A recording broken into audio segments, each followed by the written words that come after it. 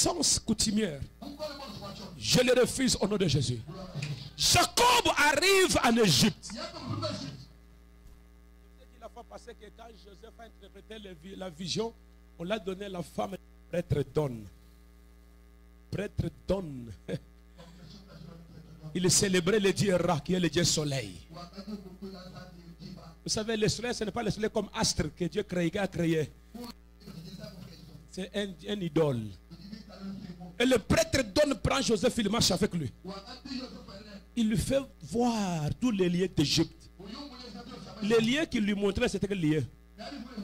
C'était des chaises. N'avez-vous pas lu dans cette parole?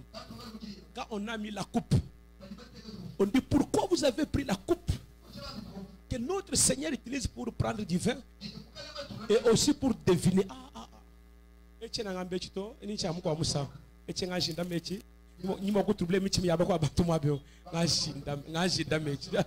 Joseph. Et le père Jacob arrive. Il dit, amène-moi les enfants que tu as eu en Égypte avant mon arrivée. Pourquoi il ne demande pas tous les enfants, mais il demande les enfants que Joseph a eu en Égypte avant son arrivée? Parce que les enfants qu'il a eu avant son arrivée, on ne sait pas ce que la fille du prêtre a fait sur les enfants.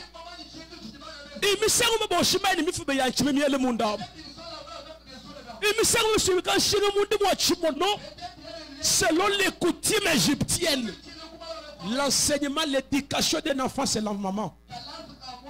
La Bible dit, enfant, écoute les instructions de ton père et l'enseignement de ta mère. Quel enseignement que la fille de Potiphar, des prêtres, avait donné aux enfants?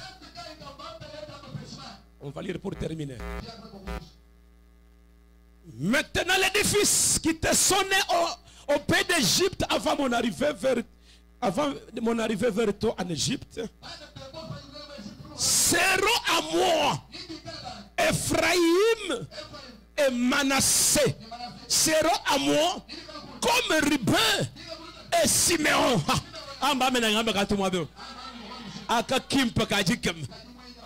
Les deux enfants ici n'étaient pas les enfants de Jacob. C'était le petit-fils de Jacob. Maintenant, Jacob veut opter ses enfants. Il dit, donne-moi ces enfants. Mais quand il va les prendre, il va les placer où? Dans sa famille. Le père crée les jumeaux de ses enfants. Il dit, ces deux enfants ici seront comme Siméon et Benjamin. Dans la bénédiction, chacun d'entre nous a son jumeau de la bénédiction. C'est pourquoi dans la maison de Saoul, lorsque David entre avec la tête de Goliath, Jonathan se fait le jumeau de David. Il prend sa tunique, il donne à David. Il devient son jumeau. Même si moi je ne suis pas là, toi tu vas prendre ma place.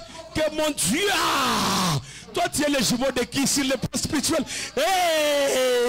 Est-ce que nous avons beaucoup de prophètes à Zamoudine?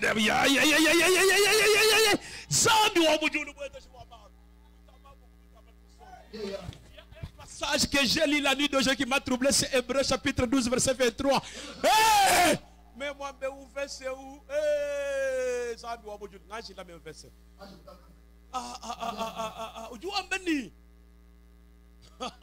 Qui est ton jumeau de la bénédiction? Chaque fois que tu pries, identifie ton problème avec quelqu'un de la Bible. Que cette personne de la Bible devienne ton jumeau. Les enfants qu'il prend, il les donne la première place. Ruben et Siméon. C'est pourquoi, lorsque Ruben pêche, il perd sa place. Après la division du royaume, les royaumes du nord, on les appelait au nom d'Ephraïm. Parce que comme jumeau, il a pris la place de Ruben. Et je vais dire aux gens qui travaillent, tu as un jumeau. Ne joue pas avec ce travail. Si tu joues, ton jumeau peut te remplacer. Tu es au mariage, tire attention, il y a une jumelle.